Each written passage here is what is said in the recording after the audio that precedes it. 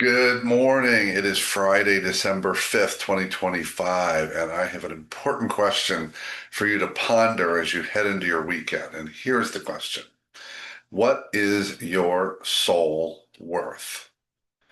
What is your soul worth? If you know me at all and you've talked to me before about my career path, my professional business path, you know that I started my career as a lawyer. I did it for 17 years. I did it for 10 years in a big law firm, started my own firm, which was really felt great.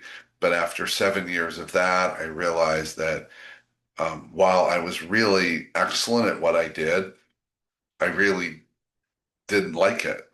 And Frank, I realized ultimately when I decided to leave the practice of law that I actually hated it.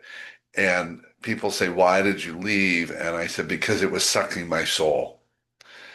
I realized that my work was sucking my soul.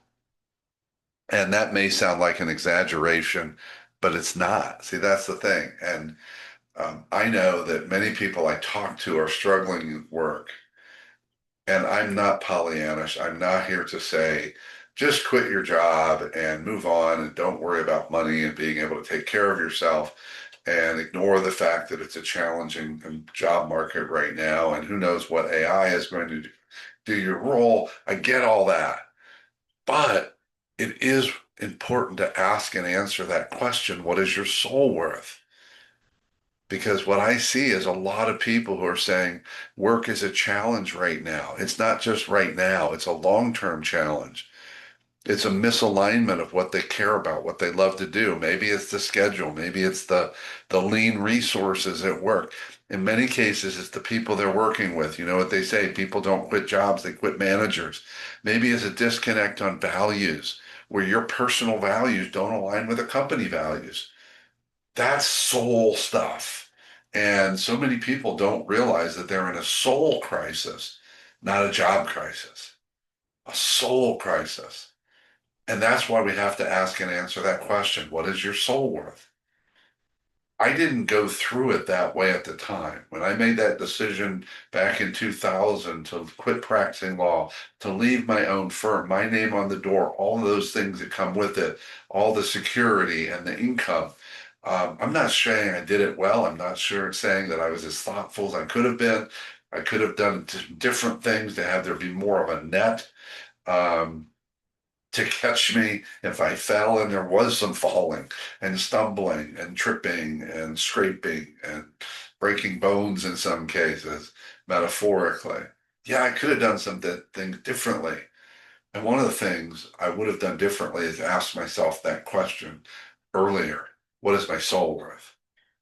So that's what I invite you to think about. What is your soul worth? Is what you're doing in the world filling your soul up? Or is it not only neutral, but it's actually sucking your soul out? And there is a steep, steep, steep price to pay when we begin to sell out our soul and to lose our soul.